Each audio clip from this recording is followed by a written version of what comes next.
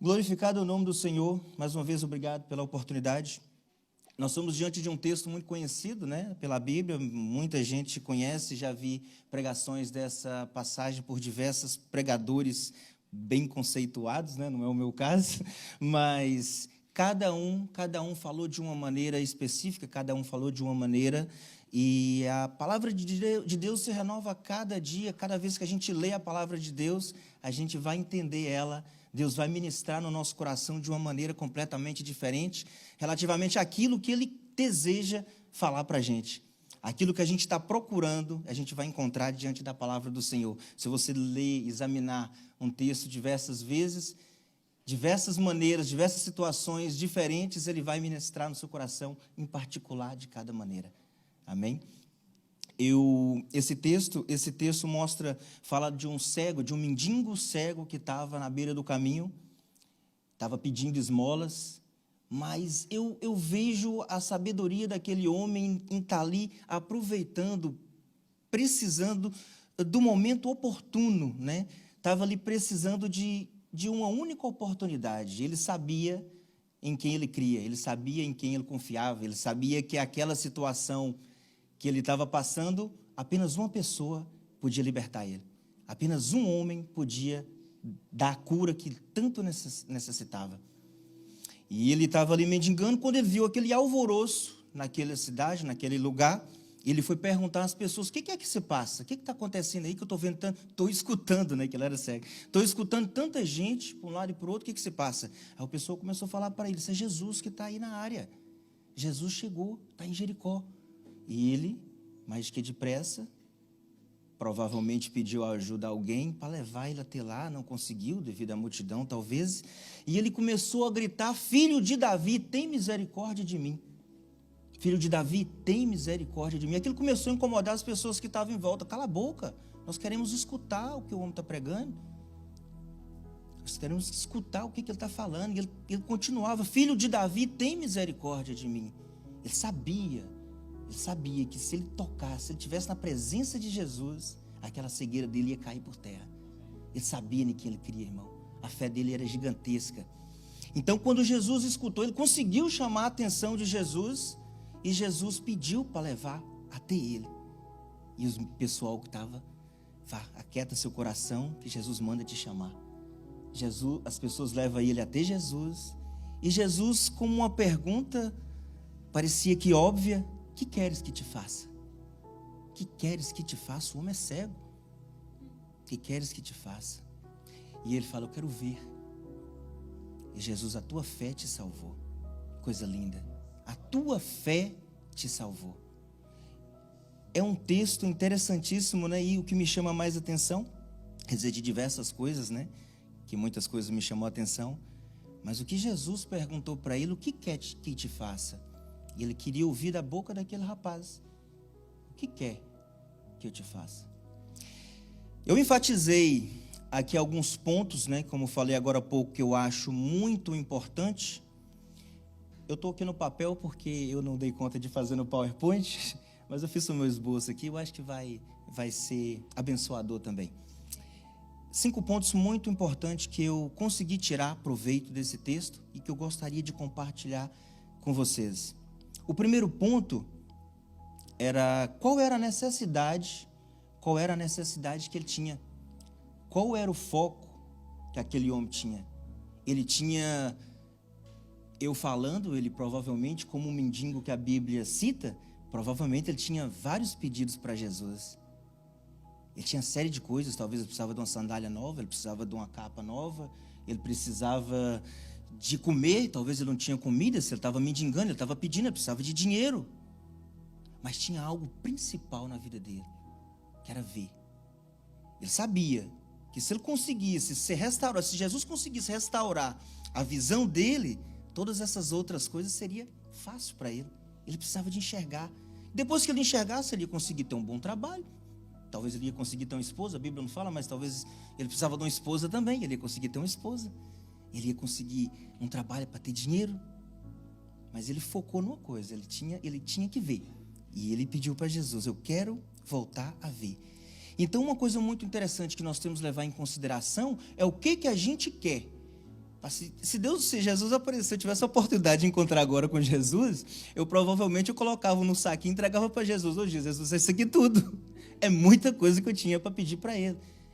Mas ele quer que a gente foca na necessidade maior. Qual é a necessidade maior que vai depois dar luz a todas essas outras coisas?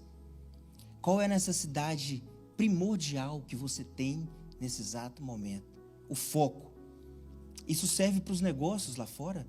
Uma pessoa que tem um empreendimento, a pessoa que tem um negócio próprio, enfim, seja lá o que for, ele precisa de ter um foco, algo que ele busque primeiramente, que seja primordial na vida dele, para que demais coisas futuramente comecem a dissolver, a se resolverem. E pouco a pouco a gente precisa de um alvo. A gente acertando o primeiro alvo, buscando o alvo incessantemente em oração, em busca, a gente vai conseguir conquistar as demais coisas. Como eu disse, construa, uma lista. Construa uma lista. Como eu falei, eu tenho muitas coisas para pedir para Jesus. Eu não sabia, sinceramente, eu não sabia o que eu ia pedir agora. Se Jesus falasse para mim agora, Eduardo, fala, tem esse momento para você pedir. Eu estava ainda meio desfocado. Mas eu preciso fazer uma lista, colocar as coisas que eu preciso. Primeiramente, essa situação tem que ser resolvida essa. E depois, cada uma das outras demais. Lista, faz uma lista das coisas que você necessita e resolva uma de cada vez. Isso é uma das primeiras coisas que eu tirei proveito. As pessoas vão querer, ao longo da nossa caminhada, da nossa busca, a gente quando tem um projeto, quando a gente tem um alvo, um foco a atingir, muita gente vai se levantar, vai ir contra, vai te desanimar, mas a gente tem que estar firme. Amém? Outro ponto importantíssimo, e ressalto de vários outros pontos importantíssimos que eu direi, é a persistência, a constância. Por vezes nós começamos um projeto, nós temos um foco, e no meio do caminho a gente já não sabe mais o que quer. E Jesus precisa que você seja persistente, específico, como lá na frente, mas persistente, contínuo, cada dia mais. Tem pessoas que começam num ciclo de oração por uma causa, só que de repente, no decorrer do tempo, ele já está orando por uma outra causa que nem sequer lembra mais da primeira que ele estava querendo. Então, a constância, a persistência, continuar orando sempre pelo mesmo foco, até que esse foco, até que esse objetivo seja alcançado, Como eu falei agora há pouco, as circunstâncias às vezes não são muito favoráveis. Tem pessoas que vão se levantar contra. Eu vou contar aqui uma história que eu vi aqui dentro da igreja, muito interessante. Tem uma pessoa que ora, e eu sou fã dessa pessoa. Ela estava orando e glorificando o nome do Senhor, e estava aquela coisa intensa, que ela parecia que ela não estava nela. E aquilo começou a incomodar a pessoa que estava do lado dela. E essa pessoa olhava para ela, e depois olhava para frente, será que o pastor não vai falar nada? E ela continuava glorificando o nome do Senhor, e glorificando, e glória a Deus, aleluia, louvado seja o teu nome, e orando. E essa pessoa ficou tão incomodada que ela pegou e mudou de lugar. Ela não conseguiu estar perto dessa pessoa, porque o mover do Espírito Santo era tão grande, o foco dela estava tão intenso ali, que ela queria era a atenção de Deus naquele momento. E provavelmente, eu com toda certeza posso dizer que ela conseguia, porque era intenso o que eu escutava da parte dela. Então muita gente vai se levantar, às vezes você vai incomodar muita gente com o seu foco, com a tua oração, com a tua persistência. Muita gente vai ficar mesmo com raiva, raivosa daquilo, não vai gostar da sua oração, você vai incomodar. E é bom que isso aconteça, que ela, como diz o ditado, quem está incomodado que se retire. E essa pessoa teve que se retirar, porque ela não estava mais aguentando o louvor daquela senhora. Mas uma pessoa ela agradava, que era Deus, que era o mais importante. Provavelmente atingiu Deus. Com toda certeza, chegou até Deus. Então essa persistência é muito, muito importante. Eu vou falar sobre uma coisa que aconteceu comigo. sobre a persistência. Eu tenho buscado muito melhorias internas. Como ser humano, eu sou falho. Constantemente, o tempo inteiro, a gente falha. Mas eu tenho buscado a Deus essa melhoria. Eu tenho buscado a Deus o tempo inteiro. Deus, eu quero correção diária. Isso possa purificar os meus pensamentos, possa purificar o meu olhar. Eu quero ser um homem bom. Eu quero ser um servo bom, um servo fiel. Uma pessoa que te agrada. Que o Senhor olha e fala, esse é meu servo Eduardo. Ah, como é que era meu desejo. Tão bom, né? Já pensou a gente ouvir isso de Deus? Ô Leandro, tão feliz que você está na minha presença, né? Tão gostoso a gente ouvir isso. Então, eu tenho buscado isso. Eu sei que eu não sou perfeito. E as circunstâncias, às vezes, tentam nos tirar do foco. Tentam nos paralisar de alguma forma. E essa semana aconteceu uma coisa muito chata comigo. Eu estava na autoestrada e andando com o meu carro, né? E eu já falei para Deus que o meu carro, quero que o meu carro seja, quem entrar ali dentro possa sentir a presença do Espírito Santo, possa ver que aquilo ali não é só um meio de condução. Eu determinei isso para a minha vida. Deus, eu vou sair agora de casa. A pessoa que entrar nesse carro agora, que ele entra, mas ele entra sabendo que aqui há algo diferente. Não é só um motorista que está junto dele, não. Eu não sou só um condutor de Uber, eu sou um condutor da palavra do Senhor. E se eu tiver oportunidade, eu vou falar.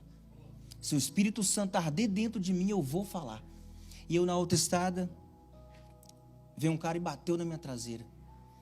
Como ser humano, mero mortal, eu fiquei super chateado, abaixei a cabeça e comecei a falar, Deus, por que eu? Por que comigo? Eu tenho buscado e tal, e rapidinho, parece que veio assim uma sensação tão gostosa. Se não fosse com você, ia ser com outro, e o outro ia falar a mesma coisa. Por que eu? Por que eu? Eu estou te buscando, Senhor, eu estou tentando cada dia mais ser uma pessoa boa.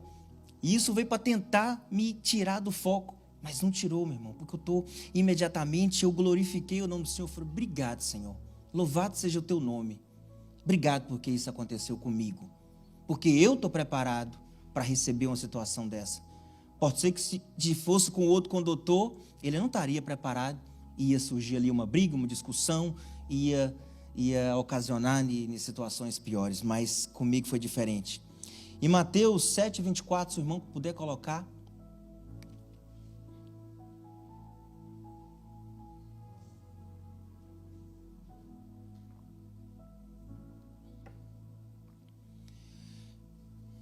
Eu vou ler aqui.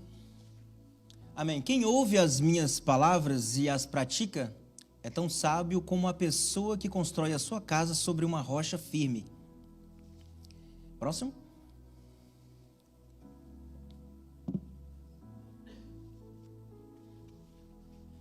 Se calhar eu vou colocar. Pode passar, meu irmão?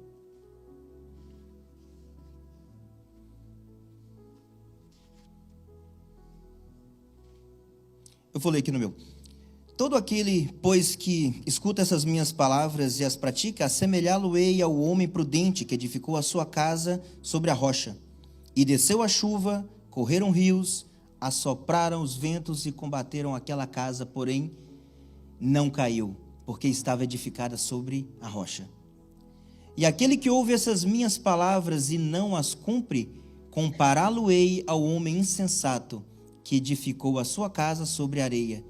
E desceu a chuva, correram os rios, assopraram os ventos, combateram aquela casa e ela caiu. E foi grande a sua queda. O que eu aprendo nesse versículo, que já tinha lido ele diversas vezes? Que a adversidade vem para todos. Se você vai cair ou ficar de pé, depende de como você vai edificar o seu relacionamento com Deus. O meu relacionamento com Deus, eu decidi que vai ser firmado, que é firmado na rocha. Que nenhuma situação adversa vai me paralisar diante do meu propósito, diante dos meus objetivos, que eu não vou deixar de adorar mediante essas situações. Em Abacuque diz, ainda que a figueira não floresça. Vamos ler o versículo como deve ser. Você pode colocar, irmão, Abacuque?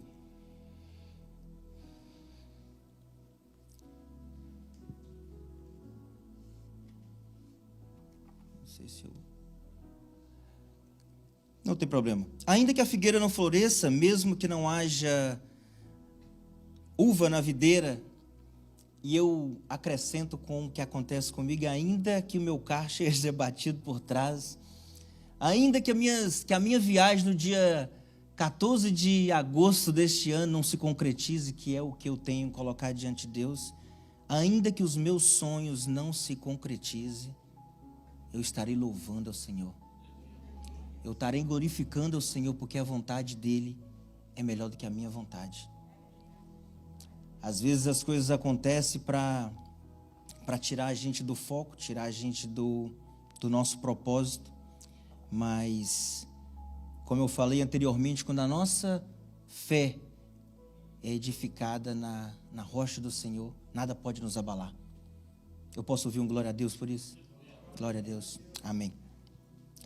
E terceiro, como muito importante também, é a fé. A fé daquele homem. Gente, o que chamou muita atenção foi a fé dele, porque ele sabia que quando tivesse a presença de Jesus, os olhos dele, a visão dele ia ser restaurada. Quando ele chegasse perto de Jesus, ele tinha certeza absoluta que aquilo ia acontecer, que aquele milagre ia acontecer na vida dele. Que maravilha, que bênção. Nós temos que ter essa certeza, essa fé, mesmo que para nós pareça tão longe, tão distante o nosso objetivo, o nosso alvo, mas se nós olharmos com o olhar da fé, a gente vai conseguir apalpar isso que a gente tanto almeja, isso que a gente tanto foca. Eu consigo, com os olhos da fé, ver que determinadas situações que acontecem comigo é somente uma passagem, é somente uma parte do processo que vai me fortalecer ainda mais para eu chegar até o objetivo principal que eu tenho. Deus é um Deus que promete. E lá em Deuteronômio 28 tem muitas promessas, também tem muitas maldições, mas as promessas para aquelas pessoas que buscam de todo o coração, e eu posso ler Deuteronômio 28, que eu sou apaixonado com Deuteronômio, com esse capítulo. Deuteronômio, que não é complicado. Deuteronômio 28, gente. Que diz assim a palavra do Senhor. Ok. Será que se ouvir a voz do Senhor teu Deus, tendo cuidado de guardar todos os seus mandamentos que eu hoje lhe ordeno, o Senhor teu Deus te exaltará sobre todas as nações da terra, e todas essas bênçãos virão sobre ti e te alcançarão, quando ouvires a voz do Senhor teu Deus. Bendito será na cidade, bendito será no campo, bendito o fruto do teu ventre, o fruto da tua sementeira, o fruto dos teus animais e as crias das tuas vacas, das tuas ovelhas. Bendito o teu cesto e a tua amassadeira, bendito serás ao entrares, bendito serás ao saíres, e assim vai. Deus promete bênção para nós. Se eu sei dessas bênçãos, se eu sei do que Ele prometeu para mim, eu não vou deixar essas circunstâncias me abalar não, Senhor. Se eu estou firme, se eu creio no Deus do impossível, se eu creio no Deus que pode, que promete e é fiel para cumprir, eu não vou deixar nada, nenhuma circunstância me abalar. Louvado seja o nome do Senhor. Eu não posso permitir que nenhuma adversidade que venha acontecer na minha vida possa me paralisar, porque eu sei em quem eu tenho crido. Esse homem sabia que quando ele tivesse tete a tete, como diz meu pastor, com Jesus, o milagre dele ia acontecer. E quando nós estivermos diante de Jesus, nós podemos ter a certeza de colocar para Ele, e Ele vai, e Ele é fiel para poder cumprir aquilo que Ele prometeu. Amém? Abraão, está lá em Gênesis 22, que eu também gostaria de ler. É o pai da fé. E eu sou fã de carteirinha de Abraão. E depois de ter lido novamente, está lá em Gênesis 22, depois de ter lido novamente, como é interessante, gente, a gente, como eu falei agora há pouco, a gente lê algum texto, né, bíblico, e a gente entende de uma maneira, Deus fala no nosso coração de uma maneira, mas quando a gente volta com a necessidade, Ele vai te dar a resposta diante da palavra do Senhor. É lindo o agir de Deus. E a palavra do Senhor diz lá em Gênesis 22, e eu posso ler aqui um pouquinho. Aconteceu depois dessas coisas, que provou Deus a Abraão e disse-lhe, Abraão, e ele disse, eis-me aqui. Disse, toma agora o teu filho, o teu único filho, Isaque, a quem amas, deve ter doído, e vai-te à terra de Moriá, e oferece-o ali em holocausto, sobre um dos montes, uma das montanhas que eu te direi. Então se levantou Abraão pela manhã, ainda de madrugada, obediente, né? E pôs a sela em seu jumento, tomou consigo 2 dos seus moços, e Isaque, seu filho, partiu a lenha para o holocausto, levantou-se e foi ao lugar que Deus lhe dissera. Ao terceiro dia levantou Abraão os seus olhos e viu um lugar de longe. E disse Abraão aos seus moços, ficai aí com o jumento e com o moço, e o moço, iremos até ali. Havendo adorado, tornaremos a vós. Eu vou repetir esse número 5. E disse Abraão a seus empregados, fique aqui com os animais, e eu e o meu filho iremos até ali. Depois de orarmos, adorarmos, voltaremos. Eu já vi esse texto de diversas formas, mas o que mais me chamou a atenção foi esse número 5. Que Deus prometeu o filho para ele, e Deus deu o filho para ele. E ele tinha certeza que se Deus pediu o filho para ele, quando ele sacrificasse, para ele, na cabeça dele, ele ia sacrificar Isaque. Ele ia sacrificar Isaque. Ele foi com esse intuito. Só que ele falou para os seus empregados, nós vamos subir, nós vamos louvar, nós vamos adorar, e nós vamos voltar. E ele tinha certeza que ele ia voltar os dois. Ia voltar ele e Isaque. Eu chego a arrepiar quando eu vejo essa parte, porque a fé dele foi tremenda. A fé dele foi tremenda. Nenhum de nós era capaz de levar o filho para sacrificar, né? Mas ele tinha certeza que ele ia sacrificar o filho dele. E na ideia dele, é que Deus ia restaurar a vida dele ali mesmo naquele lugar, e eles iam voltar. Só que não foi assim que aconteceu. Quando eles estavam subindo, né, o inocente menino ainda perguntou para ele, pai, eu estou vendo todas as coisas que a gente vai para fazer um sacrifício, mas eu não estou vendo aqui o sacrifício. E ele falou, Deus proverá. O Deus da provisão vai providenciar o sacrifício. Fica descansado. E ele subiu com toda certeza que ele ia voltar. Esse número 5 me chamou demais a atenção, a fé que ele tinha. Ele falou, nós vamos subir, nós vamos adorar, mas nós vamos voltar. Ele tinha certeza que ele ia voltar com o filho dele. E foi isso que aconteceu. Chegou lá em cima, ele já com um punhal, um cutelo, não sei como é que é, acho que é cutelo. Quando ia para poder fazer o sacrifício, Deus bradou lá de cima e falou, não. E ele olhou para o lado, estava o sacrifício do lado. Essa é a parte de vocês falar, glória a Deus. Amém?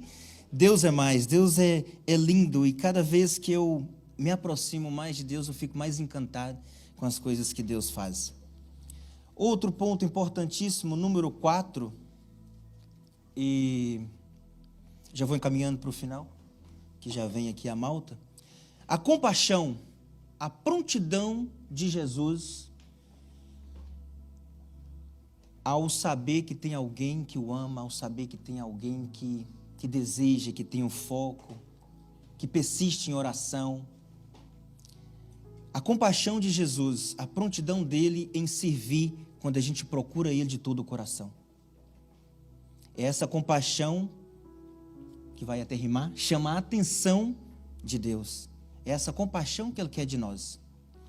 Ele quer que a gente tenha compaixão do nosso próximo. Ele quer que a gente sirva o nosso próximo como Jesus serviu, como tantos exemplos que ele nos deu aqui para poder servir. as pessoas que nos procuram e que gente ao redor tem bastante, que precisam, que necessitam da nossa palavra, do nosso abraço. E a gente precisa de ter essa compaixão. Eu, como eu falei agora há pouco, eu busco incessantemente por intimidade com Deus. Eu quero que essa intimidade cada vez aumente em mim.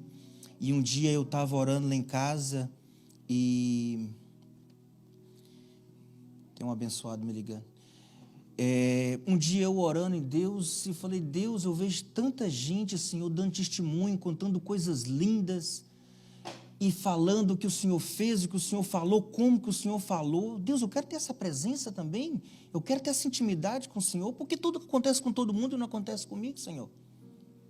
Eu, no meu ver, Deus tinha que sentar do meu lado, abraçar eu, bater no meu ombro, falar eu estou aqui, e falar e dar a resposta que eu precisava. E Deus não apareceu, e não apareceu nenhum sinal daquilo que eu pedi para Deus. Deus, um sinal, uma janela batendo, um passarinho voando, qualquer coisa, Deus, mas mostra que o Senhor está aqui, perto de mim, e nada aconteceu. Eu fiquei um pouco desiludido, falei, vou buscar uma outra maneira, há de ser que Deus ainda fala comigo. E eu busquei um livro para ler, acerca de uma causa que eu tenho orado bastante, tenho procurado em Deus resolver essa situação. E quando eu li um livro que a gente está lendo em conjunto na nossa classe da escola bíblica, Deus falou comigo exatamente aquilo que eu perguntava para Ele. Eu pensei em me aconselhar com o pastor, falei, eu vou chamar o pastor porque eu preciso. A situação é que eu tenho uma pessoa a qual eu amo muito no Brasil, e por ela, claro, né, através dela, eu estou hoje aqui em cima falando com vocês. É uma pessoa que estava no altar do Senhor, servia a Deus e hoje, infelizmente, perdeu o gosto por isso. Isso tem me deixado muito machucado. E eu tenho buscado em Deus a resposta. E eu lendo um livro, eu gostaria até de partilhar com os irmãos, é muito rápido, vou ser bem breve, meus irmãos, que já passou do tempo. Eu gostaria só para saber como Deus é tremendo. Ele falou, eu buscava, né, em oração, de várias maneiras, e eu falei, eu vou ler.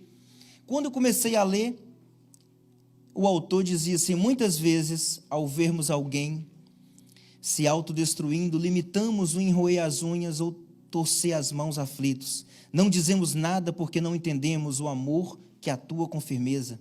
É preciso alguém procure aproximar-se mais dessa pessoa e dizer-lhes que estão girando em círculos e não estão indo para lugar nenhum. Alguém tem que lhe dar uma boa sacudidela e dizer, Deus tem uma vida melhor para você, saia desse carrossel, busque nele o rumo certo. Alguém precisa dizer para essa pessoa, eu te amo muito e não posso deixar a sua vida, seu casamento, sua família, seu emprego, sua alma, tudo isso naufragar sem dizer nada.